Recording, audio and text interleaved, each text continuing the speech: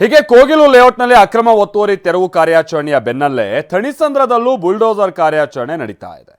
ಬೆಳ್ಳಂಬೆಳಗ್ಗೆ BDA ಅಧಿಕಾರಿಗಳು ಮನೆಗಳ ಮೇಲೆ ಜೆಸಿಬಿ ಹರಿಸಿದ್ದಾರೆ.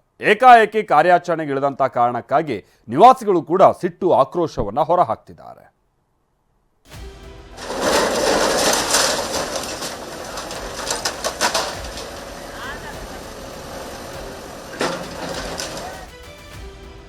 ಕೋಗಿಲು ಲೇಔಟ್ ಬಳಿಕ ಥಣಿಸಂದ್ರದಲ್ಲೂ ಗರ್ಜಿಸಿದ ಬುಲ್ಡೋಜರ್.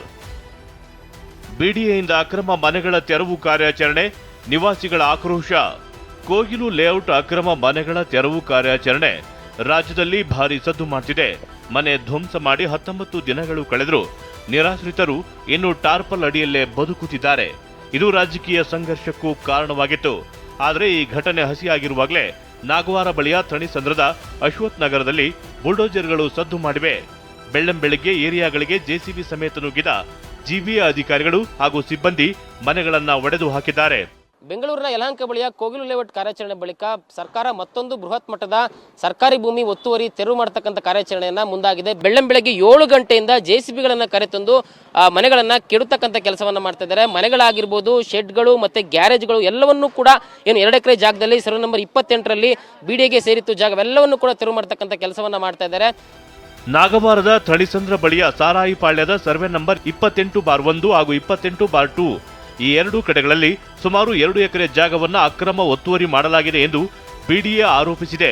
ಇಂದು ಬೆಳಗ್ಗೆ 7 ಗಂಟೆ ಸುಮಾರಿಗೆ ಏರಿಯಾಗೆ ನುಗ್ಗಿದ ಬಿಡಿಎ ಅಧಿಕಾರಿಗಳು ಸುಮಾರು 60ಕ್ಕೂ ಹೆಚ್ಚು ಮನೆಗಳನ್ನ ಕೆಡವಿದ್ದಾರೆ. ಮನೆಗಳು, ಶೆಡ್ಗಳು ಹಾಗೂ ಗ್ಯಾರೇಜ್ ಎಲ್ಲವನ್ನ ನೆಲಸಮ ಮಾಡಲಾಗಿದೆ.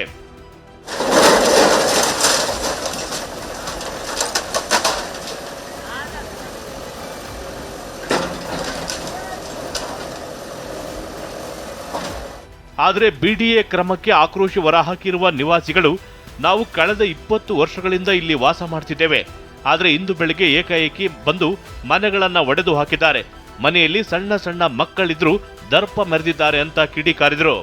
ನೋಟಿಸ್ ಬಂದಿರಲಿಲ್ಲ, ಏನು ನಮಗೆ ಇನ್ಫಾರ್ಮ್ ಮಾಡಿರಲಿಲ್ಲ. ಮಾರ್ನಿಂಗಿಂದ ಶುರು ಮಾಡಿದ್ದಾರೆ, ಆ ಕಡೆ ಸೈಡ್ ಎಲ್ಲ ಮಾಡಿದಾರಂತೆ. ನಮ್ಮ ಮನೆಗೆ 1 ವಾರ ಟೈಮ್ ಕೊಡ್ತೀವಿ, ಓನರ್ ಹತ್ರ ಮಾತಾಡ್ಬಿಟ್ಟು ನೀವು ಏನಿದೆ ಸೆಟ್ಲ್ಮೆಂಟ್ ಮಾಡ್ಕೊರಿ ಅಂತ ಹೇಳಿದ್ರು. ಓಕೆ ಅಂತ ನಾವು ಇಲ್ಲೇ ವೇಟ್ ಮಾಡ್ಕೊಂಡಿದ್ದೀವಿ. ಅವ್ರದ್ದೆಲ್ಲ ಹೊಡಿತಾರೆ ನೋಡ್ಕೊಂಡಿದ್ದೀವಿ. ಅಷ್ಟು ಬೇಗ ನಮ್ಮ ಮನೆಯೂ ಡಿಸ್ಟ್ರಾಯ್ ಮಾಡಿದ್ದಾರೆ ಅವರು. ಏನು ಒಂದು ವಸ್ತುನೂ ಹೊರಗೆ ತೆಗ್ದಿಲ್ಲ, ಏನಿಲ್ಲ. ಸಣ್ಣ ಸಣ್ಣ ಮಕ್ಕಳಿದ್ದಾರೆ, ಅವ್ರ ಬಗ್ಗೆನೂ ಏನು ಕೇರ್ ಮಾಡ್ದಲೇ ಡೆಮಾಲಿಷನ್ ಮಾಡಿದ್ದಾರೆ. ನಾವು ಪಬ್ಲಿಕ್ಗೆ ತಾನೇ ಸರ್ ಗೌರ್ಮೆಂಟ್ ಇರೋದು. ಏನು ಮಾಡ್ತಾ ಇದೆ ಸರ್ ಗೌರ್ಮೆಂಟು? ನಮ್ಮನ್ನು ಸಾಯಿಸ್ತಾ ಇದೆಯೋ ನಮ್ಮನ್ನು ಬದುಕಿಸ್ತಿದೆಯೋ ಗೊತ್ತಾಗ್ತಾ ಇಲ್ಲ ಸರ್ ಇದು ಗೌರ್ಮೆಂಟು. 4 ವರ್ಷಗಳ ಹಿಂದೆ ಇದು ಬಿಡಿಎ ಜಾಗ ಅಂತ ಅಧಿಕಾರಿಗಳು ಹೇಳಿದ್ರು.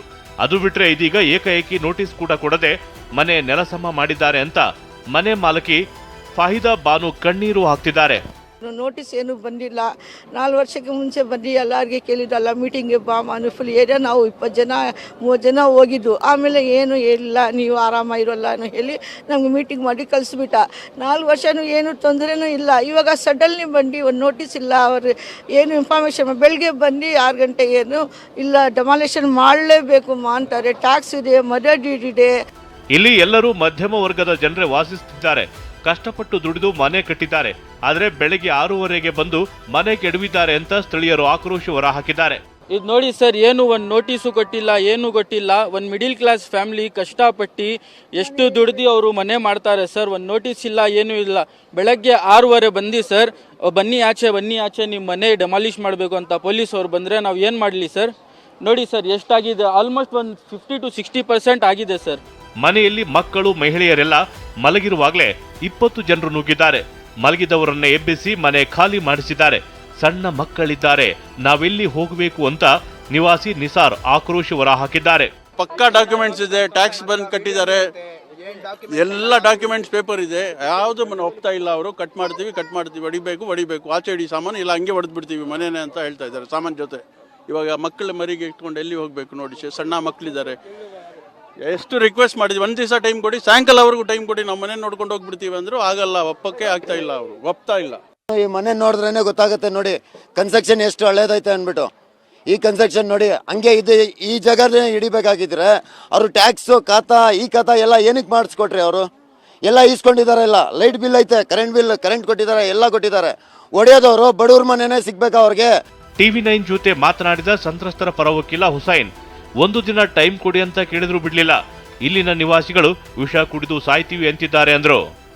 ಒಂದು ದಿವಸ ಟೈಮ್ ಕೊಡಿ ಸರ್. ಎಲ್ಲಿ ಹೋಗ್ಬೇಕು? ಚಿಕ್ಕ ಚಿಕ್ಕ ಮಕ್ಕಳಿದ್ದಾರೆ, ಎಲ್ಲಿ ಹೋಗ್ಬೇಕಂತೂ ಇಲ್ಲ, ಮಾಡೋಕ್ಕಾಗಲ್ಲ, ಟೈಮ್ ಕೊಡೋಕ್ಕಾಗಲ್ಲ ಅಂತ ಹೇಳ್ತಾ ಇದ್ದಾರೆ. ಎಲ್ಲ ರೆಡಿ ಮಾಡ್ಕೊಂಡಿದ್ದಾರೆ, ಎಲ್ಲ 500 ಪೊಲೀಸ್ ಮೇಲೆ ಇಲ್ಲಿ ಹಾಕಿದ ಬಂದೋಬಸ್ತ್ ಮಾಡಿಸಿ ಲಾಠಿ ಚಾರ್ಜ್ ಮಾಡೋಕ್ಕೆ ರೆಡಿ ಆಗಿದ್ದಾರೆ. ಈಗ ಚಿಕ್ಕ ಮಕ್ಕಳು ಇದ್ದಾರೆ, ಆ ಮನೆಯವರು ನೋಡಿ ಅಲ್ಲೇ ವಿಷ ಕುಡಿದು ಅಲ್ಲೇ ಸತ್ತೋಗ್ತೀನಿ, ನಮ್ಮ ಮೇಲೆ ಬುಲ್ಡೋಸರ್ ಹದ್ಬಿಡಿ ಅಂತ ಹೇಳ್ತಾ ಇದ್ದಾರೆ.